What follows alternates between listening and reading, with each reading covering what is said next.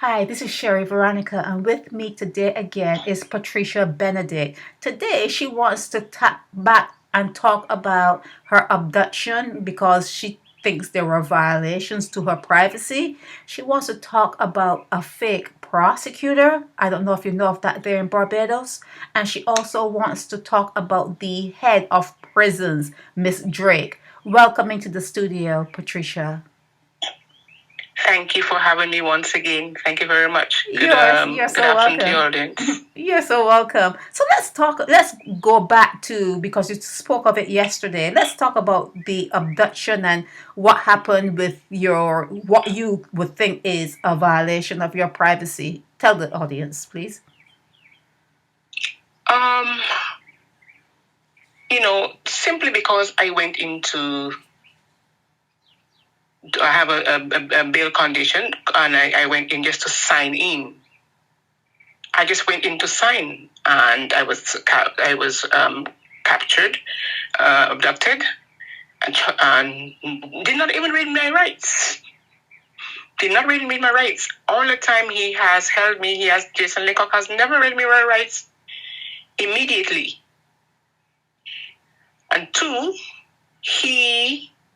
when I wanted to have, when I want to verify two things, when I said I stank, I only went in the morning because my bail conditions is until 9 o'clock. So I went in just to sign in to go home and have a shower.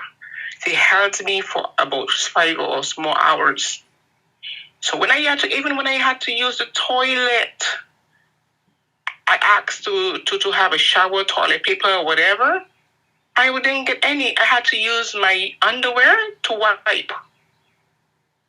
So I had no shower, nothing. And Leacock, I was met with the Prime Minister, the AG, and the Commissioner. I gave Jason Leacock no permission to turn on my phone, to look through Instagram, my contacts, Messenger, and there's others, because I know he did it because I got to see. When I got back my phone, I saw that. And not only that too, I could have heard my phone ringing, although I had turned off my phone, and I told Sergeant Allen, gave him strict instructions to not let Jason Leacock touch my phone. And I could have heard my phone ringing. And I will talk about the prosecutor, because I just continue the prosecutor. Oh, so you're done. You're done with that. So you're saying that. Yes. Okay. So So the prosecutor, Christine, because you do not remember her last name, you said. I think that's her last name. I don't know if it's her first or her last name. Okay. Now, she had absolutely no right to object to my bail, due to the fact she was usually there's a prosecutor there, and I don't know what's her job. And the last time I know Miss Christine's job description was when she's swearing people in. That's what I knew she used to do a few months ago. So I was rather surprised when I was under duress when she objected to bail and set me up for 28 days. And the station sergeant Lynch was in there watching the situation. Jason Leacock was there watching on the situation. But the person I'm very disappointed is Magistrate Wayne Clarke. That should have never allowed to happen. And I wasn't the only one, ma'am, that she objected to bail that day. Mr. Millington, Tyrell Millington, she sent up to prison too, because he was the one I was going in there for to support. And Jason Leacock held me, and Jason Leacock had issues with him too. Jason Leacock was the one who charged him too, a day before Pyro. Magistrate Wayne Clarke should have never let that happen. But he had the best stroke. And then I will just start going on about the prisons. The 17th of May, when I came out, when I came back to the court from prison, and they said I would have gotten bail because the government is onto them. They don't let them breathe. They said I would have gotten bail. So I knew I spoke to Mr. Colin Roach earlier on, and he told me he was coming. So when I got there, and the prosecutor, the real prosecutor, said, "Hurry up. We don't have the whole day for you to get bail." He's a very rude and mannerly man. I do not know his name. And so he asked the guard, now hear who the guard is related to.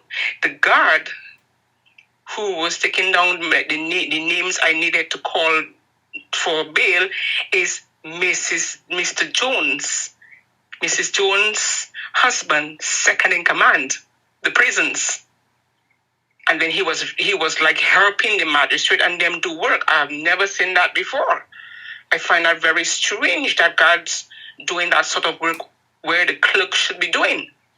Anyway, he took down the numbers. He came back and told me, Mr. Rhodes said he not too sure of making it. He will try. Now I came back and there was a little room they put you in. So when I came back, he said, I saw Jason Leacock on the outside. Sergeant Lynch came in the 17th of May 2023, came in, whispered something to the prosecutor. Then the prosecutor and them told me to go back in the room. Then they called me back. And the prosecutor said to me, Mr. Rhodes said he's not coming. And don't forget that was the Mother's Day weekend. He said, Mr. Rhodes said that he wasn't coming. I said, are you sure? In front of the magistrate, because don't forget, they put me on the dock. So he said, she's not coming. And I said, are you sure? And he gave me this nasty look. Hence, I was sent back for another week, up to Dodds. When I called Mr. Roach the Monday, Mr. Roach said, Miss Benedict, I arrived there and they said they sent you back. Mr. Roach said, but I told them, the clerk, I was coming. And in the process, Mr. Rock assaulted him, one of the gentlemen of the court, who I have spoken to the Prime Minister, AG, and Commissioner about him, PC 1008. Miss Christine, I have spoken to, and Magistrate Wayne Clarke, I have spoken to them several times via emails about those individuals. So he told me, they told me that they sent me back up. And he said, Miss Benedict would not have wanted to go back to prison Mother's Day weekend. So when I came back on the 24th of May, Miss Veronica, Mr. Wayne is trying my patience. Mr. Wayne said to me, oh, happy belated Mother's Day greetings to you, Miss Benedict. He's rubbing it in my face. Mm-hmm. This man is a psychotic, deranged man, That's what they have there in Barbados, and that's the ruling class. Deranged man. I told the Prime Minister and them that man needs to be removed. When you say you told the Prime Minister and the AG and them, do you have a meeting with them and do you go into their office? Via emails. I sent emails to them and I told them the kind of deranged people and the kind of dangerous people that are in the court. So you can't be sure. One second, let me finish. Let me get in here for 1 minute. You cannot be sure that they're actually reading your emails. You cannot really be sure. Oh yes, I will get into that eventually. Oh yes, because once, in fairness, from the get-go, I have told them I am, because of the retired Deputy Commissioner Earl Williams, I'm not going to sue them, but I'm going to sue the people like Magistrate Wayne Clarke, Owen Boyce, John Boyce, Home Affairs Minister Wilfred Abraham, because they have to be held accountable. I'm not going to sue the government for them to hide behind their high lawyers. Because Magistrate Wayne Clarke watched me one time when I showed him a document and tell him he doing a lot of foolishness. You know what he said? And I said it in the email. He said to me, sue the AG. Yeah, sue the AG. So they're trying to hide behind those people, but I'm not going to let them hide behind those people. So when I came back to court the 24th,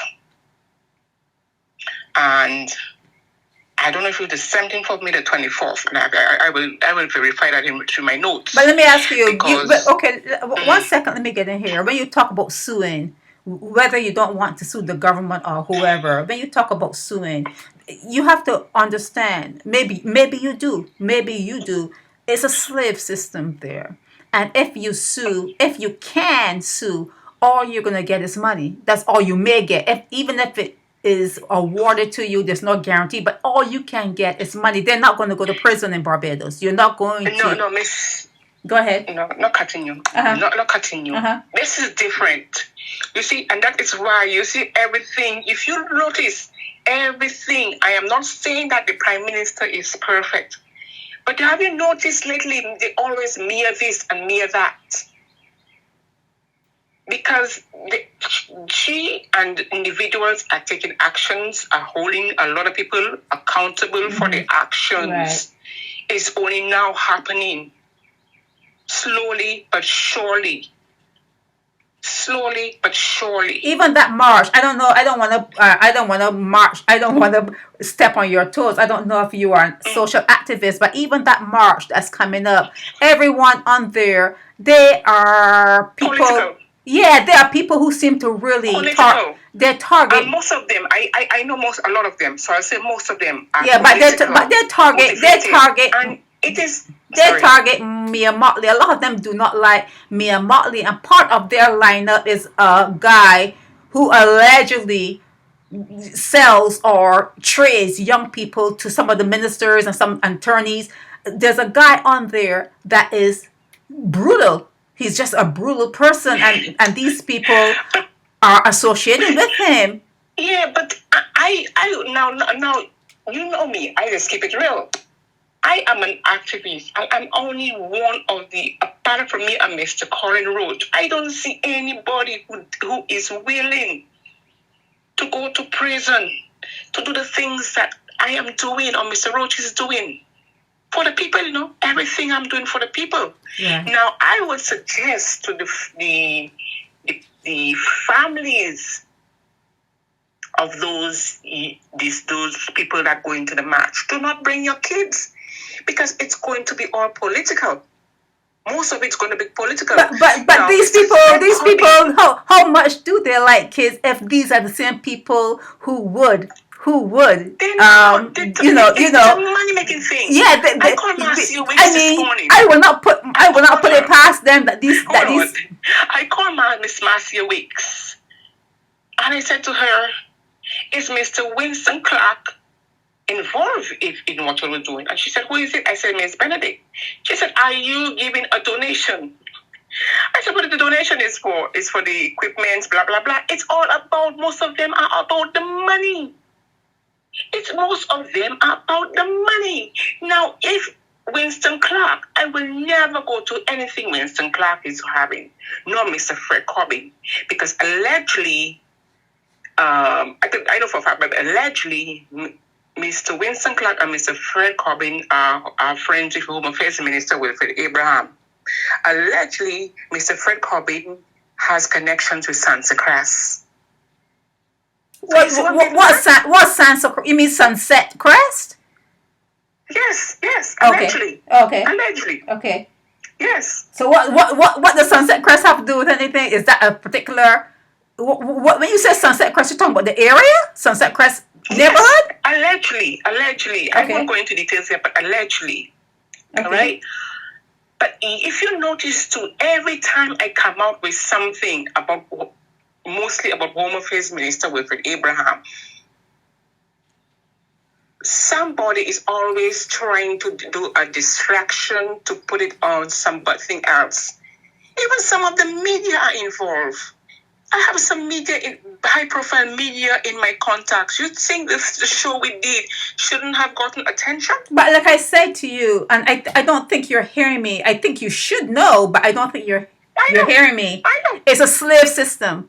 They're wearing high heels, they wear lipstick, they wear coats and ties and jackets or whatever, but it's a slave system. All you're going to get, all you can get out of it is money. You cannot get any justice. You're not going to get any justice. So how do you respond to that?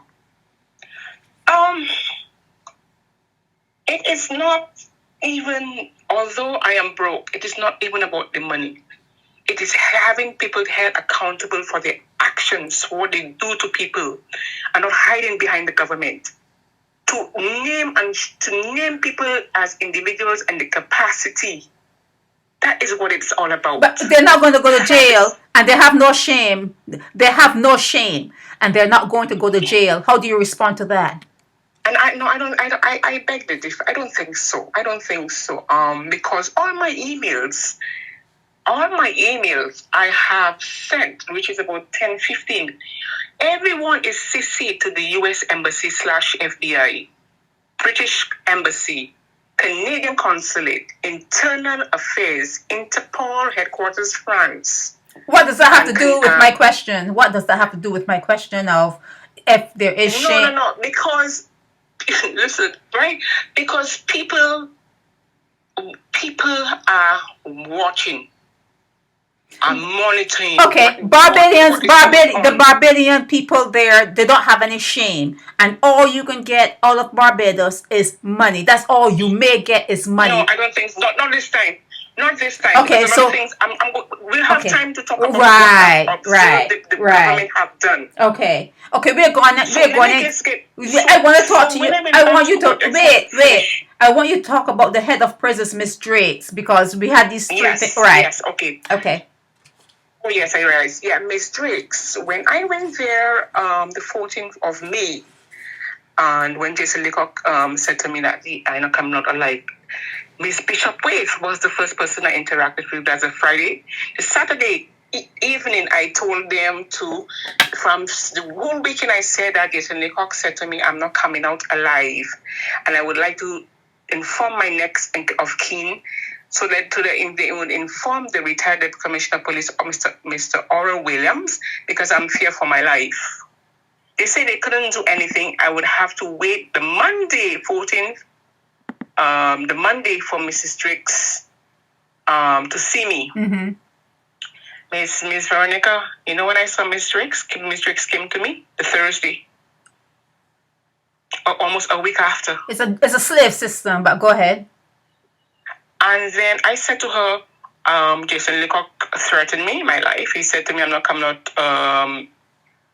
prison alive, and I would like to inform my next of kin. She said, I can't do that. The head of prisons. I said, well, could you inform I'll give you Mr. Retired Deputy Commissioner Oral Williams' number. He is doing investigations, whatever. Just inform him so that, he knows what's going on. Oh, I can't do that. Did you see, now that you're talking about investigations, did you see that there was some sort of investigation and sealed? The records are sealed? What do you think about that? Because they read my emails. Because there are people because when I send emails to the Prime Minister's office, the AG's office, you'll be surprised who gets the emails. I am not going to go into that. But it's very strange because I mentioned the prisons in one of my emails a week or two ago. It was rushed to seal. And there's a lot I have to talk about that prisons. So Mrs. Drakes wasn't interested in protecting me. She wasn't interested in protecting me. She was interested in protecting Leacock and the police. Okay. So is it a business? Is the prison system there a business? It's a business, a big business.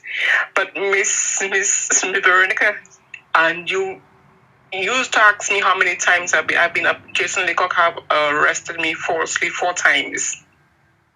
3 times I've spent time indoors. And my focus was to watch everything that goes on in there. To a T. And some of them are very disturbing. So it's a business. So how are they making... If it's a business, I wonder if they're trafficking people through there. Listen to me. I have to speak about that because there's one individual that they had in there, allegedly. I was there. She was not on remand, nor sentence. But in connection with Sansi Crest, they put her in there. Yeah, I wonder if they're yeah, I But if wonder if they're you, using that as a trafficking yeah, base because I have a feeling that Barbados is into it's just like money laundering, sex, mm-hmm, slavery, human mm-hmm, trafficking, drugs, weapon. mm-hmm. Oh yes, I think oh Barbados yes, is and used. I've said that in all that in my email to the all them to them, so that Mm. so the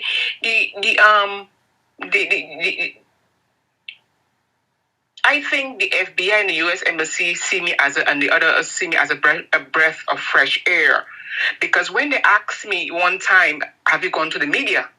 I said most of the media outlets are part of the corruption, because usually they will look into the newspaper to see what's going on, and they don't see the things I have said via email and spoken to the U.S. Embassy for a few hours one time about Magistrate Wayne Clarke, who they knew nothing about. They must have been shocked. They knew what's going on, but to have somebody else to actually say those things and to personally via phone, and then several emails to the AG, Prime Minister, and Commissioner to see to them. You They must mentioned have you behaved, mentioned you you mentioned know. you mentioned Magistrate Wayne Clark, and I went online while you were talking to me, and I cannot find a photo of it. I think anyone, I will send you yeah, one, but my other phone has crashed. I think anyone who's working for the government should have their Mm-hmm. photo in the Gazette or wherever wherever government information services, and I think they should have their Mm-hmm. age, where they live, their telephone. They should be public. If you're being paid by taxpayers, your information should be online. Yes. Yes. Yeah, so I think we've Yes. covered most of everything. We're going over 20 minutes. So okay, so your violations from your abduction were your phone being searched, and then you talk about a Searched pros, and then and you probably talk, hacked and no and hacked, then you talk about a and probably stuff have prosecutor. been downloaded by Jason Leacock. Yeah, but then you talk about a prosecutor that you know for a fact is not a prosecutor. Was she acting? Yes, because she Was she an came on. acting? Was she an She acting said to her, prosecutor? yeah, she's not, because she said when a lawyer said, "Prosecutor Christine," she said, "No, my name is Mrs. So and So Christine. I am not a prosecutor." Okay, That was and either then the 17th of May or the 24th of May. you talked about the head of prisons, Miss Drates, and Yes, she's yes. used she's like the AG, like useless, can't do anything. We kind Nothing. of touched on the social activism where just the lineup alone will make you not go to walk with them and Yes, I prepare with would them. suggest parents to bring their children at this meet at all, Say that because this is again. not Okay, a I didn't child friendly understand meet. that. So could you say it again, please? I said I wouldn't suggest the parents to bring the kids to that match or whatever they're having. It's not a child. It wouldn't be a child friendly meet. Not only that, these guys look at those kids and think about their next wife, in a couple of years or whatever. Yeah, but They don't even if know. one of them could say threaten the prime minister and killing and stuff, what kind of message is sending? They don't even know what they're dealing with when they're dealing with Bajan men. I think people don't really know what they're dealing with. So yeah, so all those social activists and those people that get up there talking about kids, Wannabes. they just want to make sure that their access to the kids is not like Mm. narrow. They want to make sure that there's that wide open door. That's what I think. I also think that Barbados is a slave system, and that the Mm. Dodds and even Queen Elizabeth Hospital and all those Mm. agencies are Mm. run in a way that it could be sex trafficking. They could be killing Yes. people and selling their parts, like Mm. a good kidney taken out, and they're telling the patient, "Oh my God, this kidney needs to be taken out right away. You need to take it out right," and then they sell it. So I do Yeah. not But Miss trust. Veronica, not cutting you, but Uh-huh. you see, the prisons Yeah. is going to be hot. I know a lot of the Belgian public that has families and Let's loved talk about ones that on next both time. sides are going to Oh, get okay. vexed with Abraham. Ladies and gentlemen, the next time I speak to Patricia, we are going to focus on Hotel St. I call it Hotel St. Philip, right? We are Yes, going to St. Philip, yeah. focus on Hotel St. Philip. We're going to focus on Dawes. Thank you so What very Wilfred much. Abraham does not want people to know. Oh my God. So, Patricia, thank you so much for Yes, coming please. on again. So, we will talk soon You're again. welcome. Thank Thank you you. for having me. This is Chef Have a great Veronica. day. Bye-bye. Hi, this is Chef Veronica, Naked Departure Radio.